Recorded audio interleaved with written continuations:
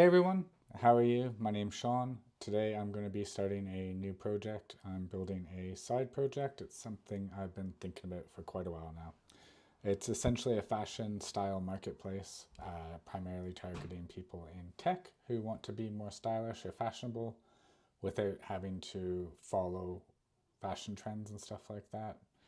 Um, I know a lot of people in my industry, myself included, who would like to dress nicer but honestly just aren't willing to put in the time to learn about fashion stuff like that. So hopefully this gives us a way to access that.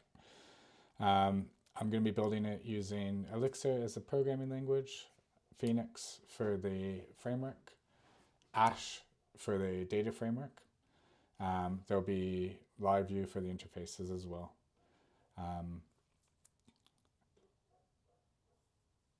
I'm going to be using Cursor as my IDE for this one. I've recently switched over to Cursor from Vim. The tab completion, the new tab completion stuff is just too good to pass up. So I've switched to there. So far, all I've done is I've gone to the Ash website. I have created a new project without much really in it. I included Ash Money, Ash Cloak for storing any private information we need, Paper Trail for tracking changes to, I'm thinking probably for the ads, so people can, you know, change their ad without worrying about breaking stuff. Ash Archival, again, soft deletes we want for ads and stuff like that because they'll be connected to a bunch of different stuff. Ash Authentication, what else did I get? I think that's about it for now. So with authentication, I've selected just to have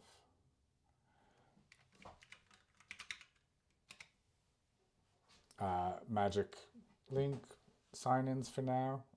Eventually, I'll probably add on either password logins or something like Google or Facebook logins. But for now, I'm just going to stick with magic link authentication because it's really easy. It's really easy to test with. So the basic idea is that users sign up. Any user can be on either side of the market, very similar to like a Fiverr sort of style. So you sign up with a normal user account and then you can create ads if you are one of the stylish people. So I guess the first thing to do is probably think through a very basic ad. And then what I'll do is I'll just build out everything at the very basic level and then I can add features as we go. So the first thing we want to do is get logged in. And then if we are a stylist, we want to be able to, I guess first is just create an ad. So I have to think here about what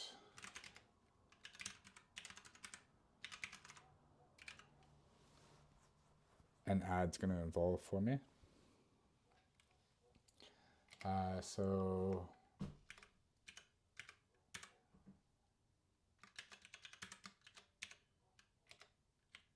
we'll just get rid of the. So if you haven't seen this, AshGen Resource is kind of like Phoenix Gen Context. You can add in all your stuff here. It'll generate the domain if you don't have one, and then the resource as well. So we want a primary key.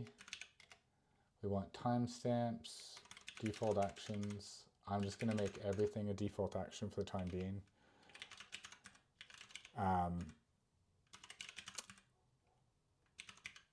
When it comes time to actually fill it out properly, then we can move the actions down into custom ones. We'll extend Postgres. And I also want to extend the other two libraries, but I always forget what I'm doing with that. So I'll just have a quick look.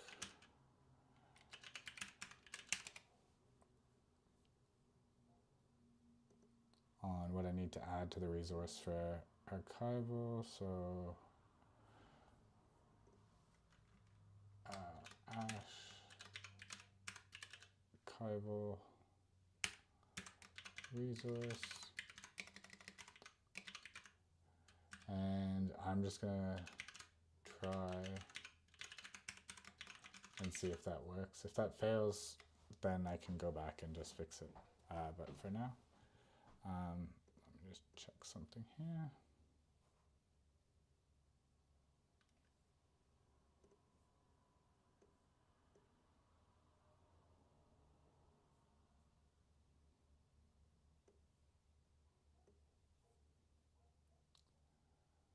Okay, that's cool. All right, so what do we need in an ad? Well, we need a title.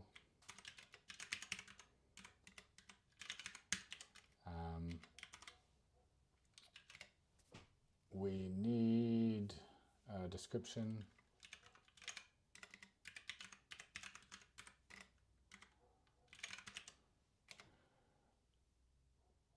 We need, what else do we need?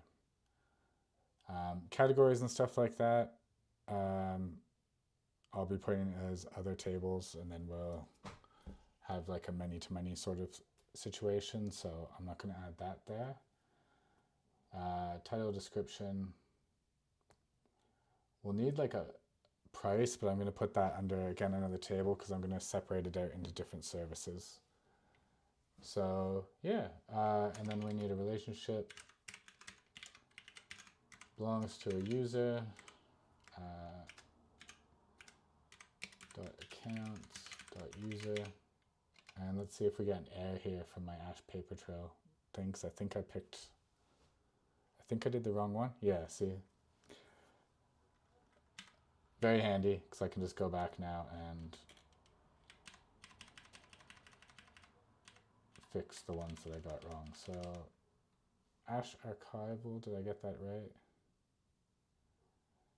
I did, and paper trail, capital T.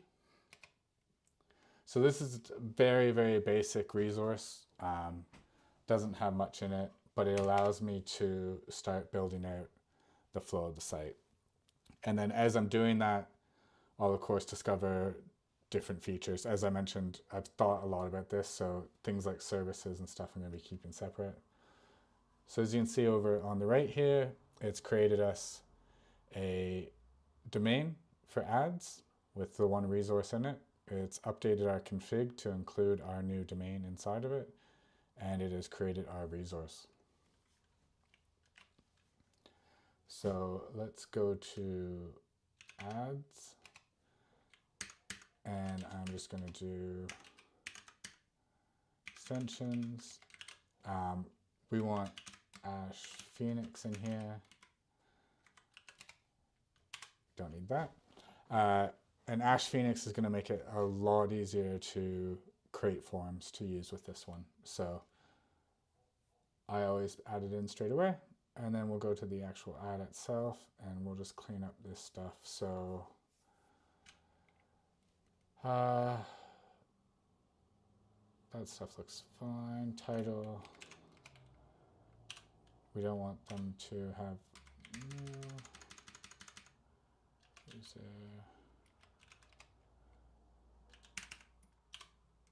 no false as well. Create. We'll just dump in a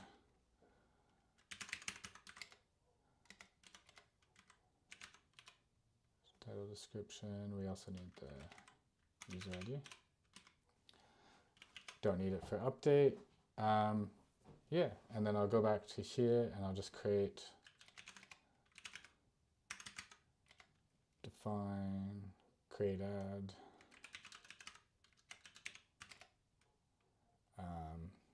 What's the create, update,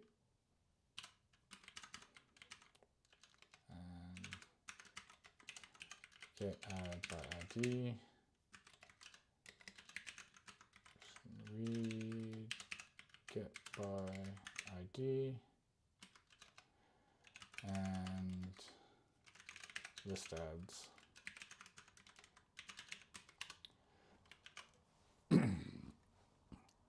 Okay, so this is all based off of essentially one user.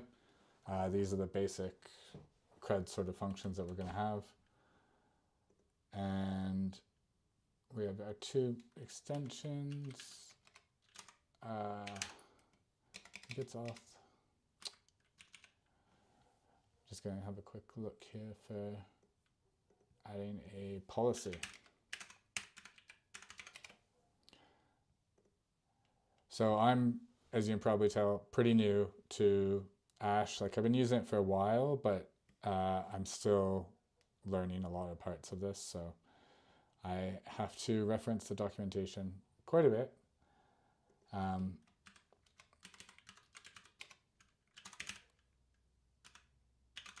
Authorizers, Ash policy authorizer, and then we can add our policies.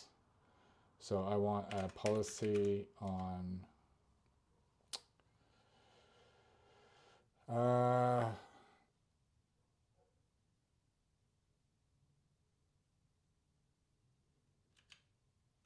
what is it? It's action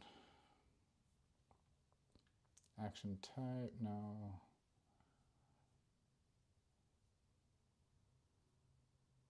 It's not action type I want. It's like action, that's it. Action list and ads. Do authorize if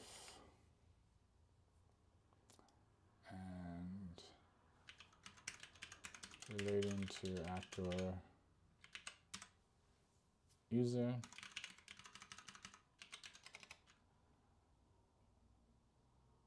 And we can just do read list ads, do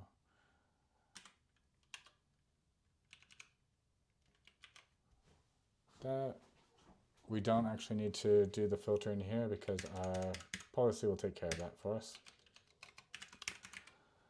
Policy action type update.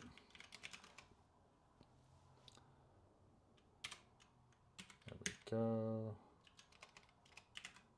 Policy action type destroy. Create. We don't actually need that for that one. And the reason for that is just because we want to allow anyone to create an ad. But only people can update their own. I think that's about it.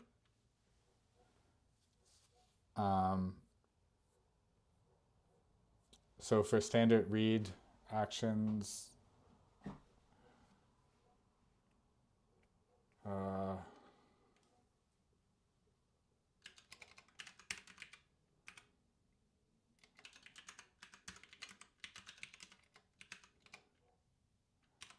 okay. So for read, we always authorize it. That allows us to do our sort of general search.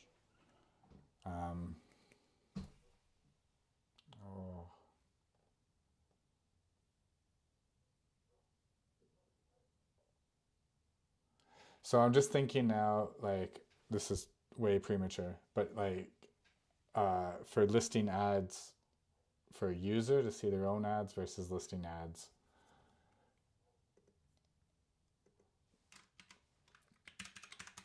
Let's do list user ads and list ads. And list ads, I reckon I'll add filtering too. So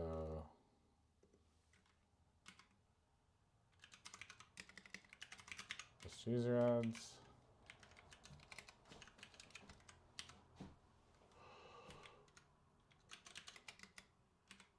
And list ads. So list ads, always. List user ads, we want it to relate to the actor. Cool. So now, for the fun part, from all that, we have that. We can go over here, code gen, create base ad, and we'll just pretend those warnings don't exist. Blah, blah, blah, version is not accepted by domain, FTF ads. Okay, so what's happened here is I have added paper trail up here, but I haven't actually made it available in here. So I can add that. Add.version. I can spell sometimes. And if we try that again,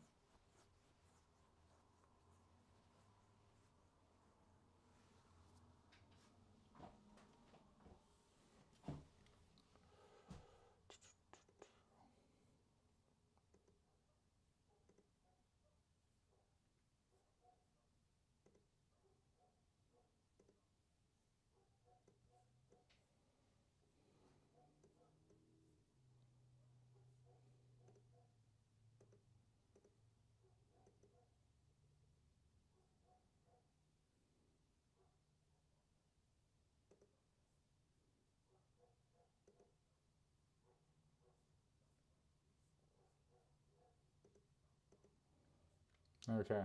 So now that that's generated, sorry, I was just checking. Create base ads. And we can see that it has created our database here. So ads versions, this is the paper trail stuff. Create table ads with a primary key. And then we alter the table to add in our title, description, our timestamps, and our user. And then just all the drops. So we can migrate that now.